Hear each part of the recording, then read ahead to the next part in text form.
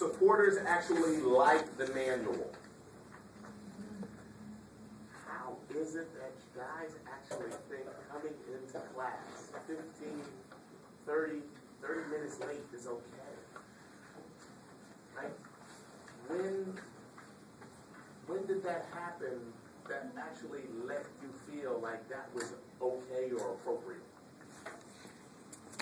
Coming into a class 30 minutes late, in many classes, you're absent. Just giving you a heads up, moving forward so that when you take your next class and you have a professor that's different than Professor Kobe, you don't come out your face and act crazy and act out. Technically, 15 minutes after the class starts, you're absent. Okay? Moving forward, when the manual is used correctly and diagnoses are made with valid objective tests, the DSM improves the reliability of an agreement between clinicians. All right? So the supporters like the manual when it's used correctly. Just remember that. Okay? Oh, boy.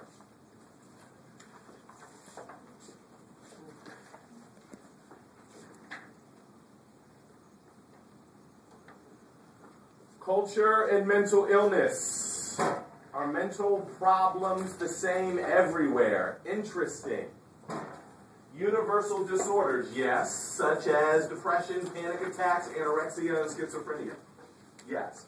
There are general standard disorders that are universal, cross-cultural. You can go to South Africa, South America, Asia, so on and so forth, and find the same tendencies and diagnoses and behaviors. All right? Then there are culture-bound syndromes. Syndromes are mental disorders that are specific to a particular cultural context and practice.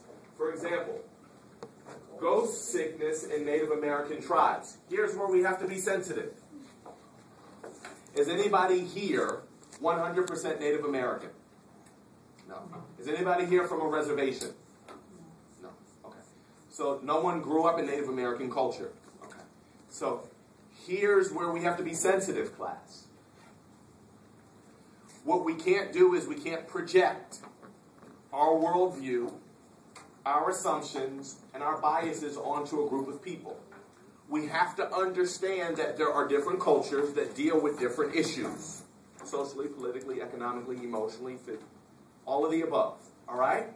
So we can't laugh at this. We have to recognize in this culture, even though it's not in the DSM, we are seeing a trend here.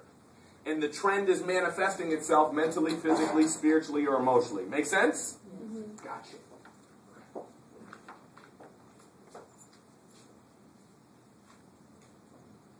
right?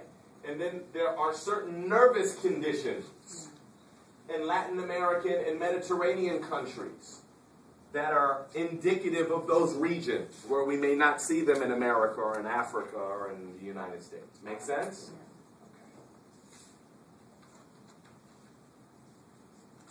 Dilemmas of measurement, projective tests. Projective tests are used to infer a person's motives, conflicts, and unconscious dynamics of the basis of the person's interpretation of ambiguous stimuli. Projective tests, all right? Projection, projective tests mean that I'm going to give you an ambiguous, vague question, Brandell, and you're going to tell me what you think of it, or what it is, or what it looks like. For instance, the Rorschach ink blot test is the quintessential projective test. Circle that. Rorschach ink blot test. So watch. I'll show you an ambiguous, random kind of picture, and then I'll say, Myra, what is that to you? Watch. And then that will help the counselor, the therapist, the psychologist, or the psychiatrist get a feel for how she's thinking, what she's thinking about. Does she think it's her husband? Does she think it's her cat? I'm worried about what she did to the cat last night. Does she think it's her car? All right? Guess what? When this image has been shown to persons over the years,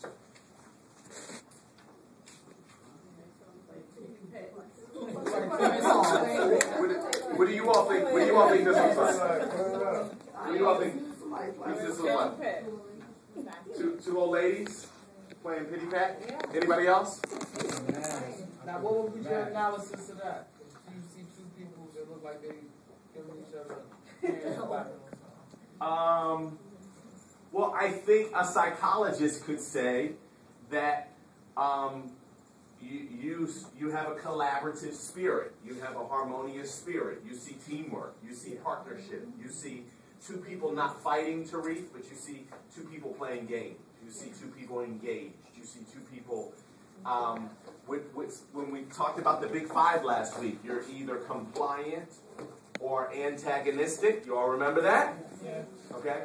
So Myra said she sees two old ladies, two grandmothers, playing games. So maybe Myra loves grandmothers. She didn't say grandfathers. She didn't say uncles. Maybe she loves her grandmothers. Maybe she's used to seeing her grandmothers playing games together. I don't know, all right? A psychologist and a therapist would kind of dig deep and hang out here. But guess what this is? Guess what this picture is? Anybody know? Nobody knows. Huh?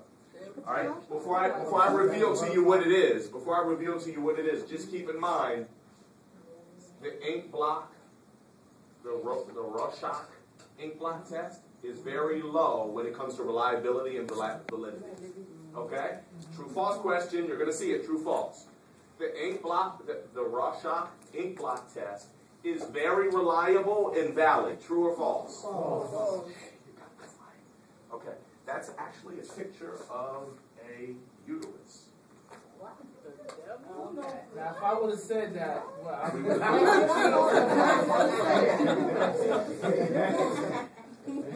say that.